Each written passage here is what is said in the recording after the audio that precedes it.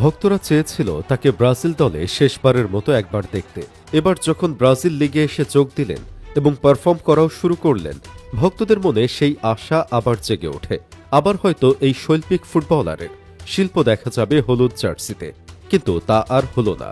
উল্টা এমন এক ঘোষণা আসলো যেখানে জানা গেল হলুদ জার্সিতে তো নয়ই, আর কোনোদিন তাকে কোনো জার্সিতেও দেখা যাবে না। হ্যাঁ দর্শক, বলছিলাম অস্কারের কথা।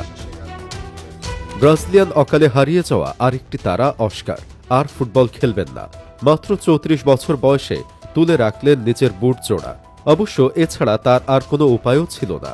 আপনারা হয়তো জানেন, অস্কার বর্তমানে আছেন তার শৈশবের ক্লাব সাও পাওলোতে, যেখান থেকে মূলত ফুটবল দুনিয়াকে চিনিয়েছিলেন নিজেকে। আবার এশিয়া ইউরোপ ঘুরে তিনি চলে গেছেন সেখানে। আর সেখানে গিয়ে গত মাসে প্র্যাকটিসে সাইকেল চালাচ্ছিলেন। হঠাৎ করেই বুকে ব্যথা নিয়ে তাকে ভর্তি হতে হয় হাসপাতালে। ডাক্তার তাকে জানান তার হার্টে বেশ ভালোই জটিলতা দেখা যাচ্ছে। এরপর থেকে এখন পর্যন্ত অস্কারের আর মাঠে নামা হয়নি। এবার গতকাল অস্কার ফাইনালি সিদ্ধান্ত নিয়েছেন তার অসুখ নিয়ে তিনি আর মাঠে নামবেন না। এই ব্যাপারে তার ডাক্তার তাকে জানিয়েছেন এখন তার এই শারীরিক অবস্থা নিয়ে তাকে আর খেলা চালিয়ে যাওয়া ঠিক হবে না। এতে যে কোনো সময় থেমে যেতে পারে জীবনের চাকা।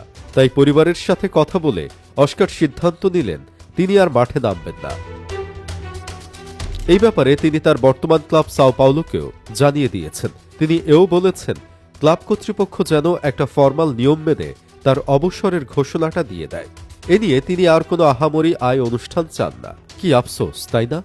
অস্কার যখন প্রথম ব্রাজিলের জার্সি পরে মাঠে নেমেছিলেন তখন সারা দুনিয়া জেনেছিল, সারা দুনিয়া দেখেছিল, সারা দুনিয়া উল্লাস করেছিল। আর আজ যখন তিনি চলে যাচ্ছেন তখন কেউ জানেনি, কেউ দেখেনি, কেউ বুঝেনি। বড় নীরবে নিভৃতে চলে যাচ্ছেন অস্কার। বড় অসময়ে ক্যারিয়ার শেষ হলেও এই সময় তিনি যা করেছেন তা অনেক খেলোয়াড়ের স্বপ্ন। 2 বার প্রিমিয়ার লিগ জয়ের ইতিহাস আছে তার। 2011 থেকে 2015 এই 4 বছরে তিনি ব্রাজিল দলে ছিলেন নিয়মিত খেলোয়াড়।